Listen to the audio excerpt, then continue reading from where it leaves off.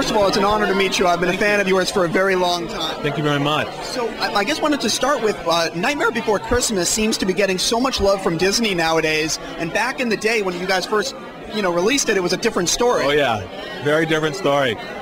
It was like before there was a cloud hanging over that movie before it was released, and after working on it for 2 years, over 2 years, it was really sad because kind of felt this kind of evacuation from everybody running from it, and nobody understood what it was, and they canceled all the merchandising like weeks before it opened, and the general vibe was dead in the water, dead on arrival rather.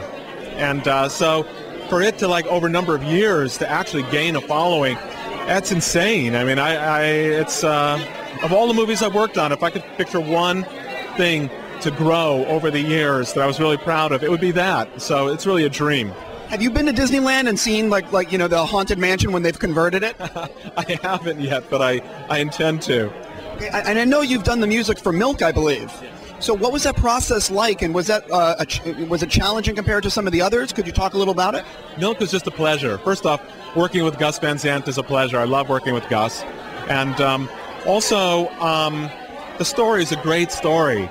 And so it was real easy to fall into the story. Sean Penn is so good as Milk that just watching him and following the story, it actually was easy because it was easy to follow him and to follow the story. And it was very clear what to do. It really was to treat Milk as an American hero. You've obviously reached the point in your composing career that you've done pretty much everything. Is there a genre or a certain kind of film that you're still itching to do?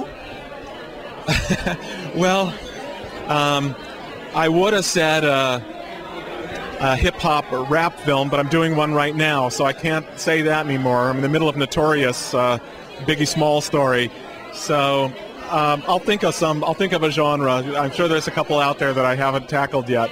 I was going to ask you, what else are you working on besides Notorious? Well, I mean, I'm working on Notorious, and I'm working on a Broadway musical version of Life of Houdini right now. Yeah. That's. Can you tell me more about that? Not much to tell. As you know, it's the beginning of a long process, and like with any Broadway musical, it will either happen or not happen. It's sort of in pre-production right now. Yeah, I'm working on my fifth or sixth song right now. Yeah. Okay, I'm speaking for all your fans, saying this is really good times. Is it a dark kind? Is it dark? Is it a true story? Could you talk a little bit more about like what kind of songs they are? You know, I'm still finding the tone of it, but energized. So most of the stuff I've written right now are kind of a little bit manic because I think he had a really kind of intense personality. But there's also going to be sad, and it's also going to be a little bit dark, and we're still developing the conflict in the story right now. And I guess my last question for you is, obviously you've done music with Oingo Boingo and everything like that. Are you doing music like that, or are you putting all your stuff into Broadway, into film?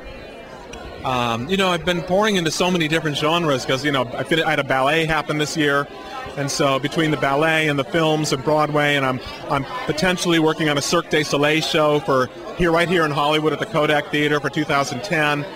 But so there's all these maybes like floating around, but no like doing a rock show, if that's what you mean. I know you have to go, and I really want to thank you so much.